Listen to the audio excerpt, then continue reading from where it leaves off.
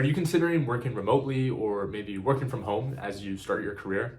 While this may seem like a super convenient and comfortable option, it's really important to consider the potential drawbacks before making a decision like this. Due to advancements in technology and the need for businesses to adapt to changing social environments, remote work has become extremely popular in the last few years. While remote work and a hybrid work environment certainly does offer plenty of benefits, I do think that there are certain negatives and downsides that are maybe overlooked for students who are now beginning their careers. I personally believe that starting your career by working remotely can have a pretty significant impact on your own personal development and professional growth. In today's video, I'm going to be talking about these drawbacks of working remotely and why it may not be the best way to start your career.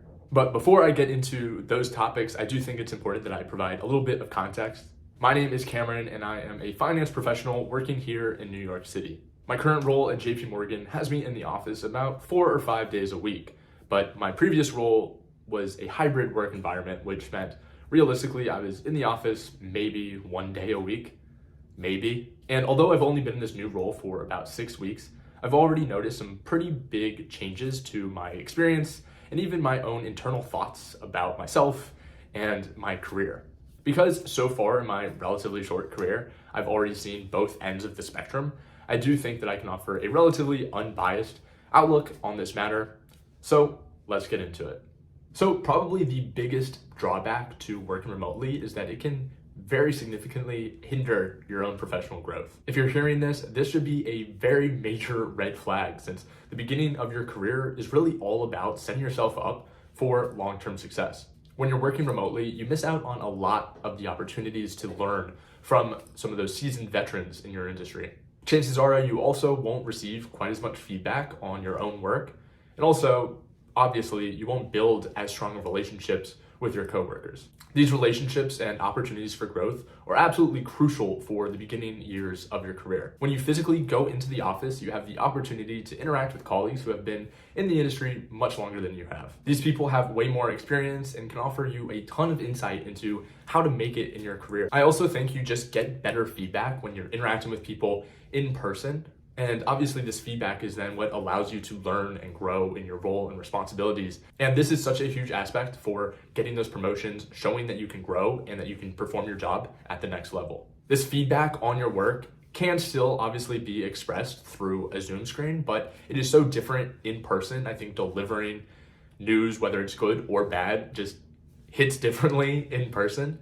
And I think you just get more authentic feedback when you are interacting with someone one-on-one, face-to-face. I know that from my own experience, I have way more interaction with senior managers now that I'm in the office 4 to 5 days a week. By being in the office, I'm able to observe the habits and tendencies of those who have made it in my industry that I simply wouldn't pick up on just through a Zoom call. At JP Morgan, all of the VPs and above have offices surrounding the bullpen where I work. This is super motivating for me, and it allows me to see how hard everyone else is working, which in turn motivates me to work that much harder. And I think seeing this in person really can't compare to seeing that someone is active on Teams. And this doesn't really need to be said, but when you're in person, you just have the opportunity to build those personal connections and relationships with people that you just don't get through a computer screen. These relationships can help you in so many ways, whether it's collaborating on a project, finding a mentor, or even getting a referral for that next job, that next role that you're looking for. Building relationships with your colleagues is an absolutely crucial part of the early stages of your career, and it's something that's just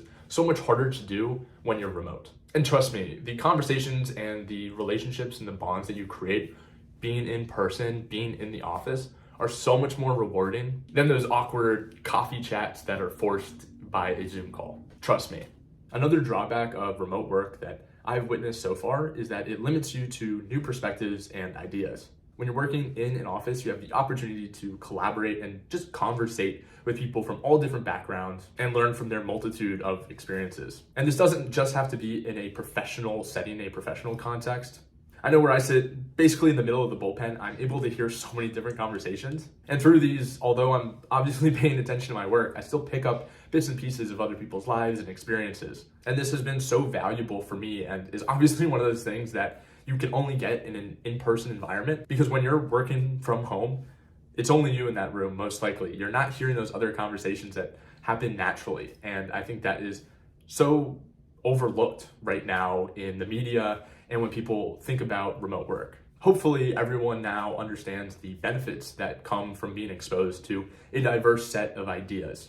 And when you're working in an office, you are able to observe these different perspectives, ideas, and working styles firsthand, instead of just reading about it or hearing about it in a video. When you're not exposed to new ideas and perspectives, this can limit your ability to learn, grow, and adapt to new environments. I know I've expressed it, but in an office setting, you have access to a wide range of people with different backgrounds and experiences, which can help you develop a much more comprehensive understanding of your industry. I know where I work, everyone kind of has different paths that led them to where they are now, and it's so interesting to learn about those different paths. And I think having that context and having that understanding really has made me personally a much better worker.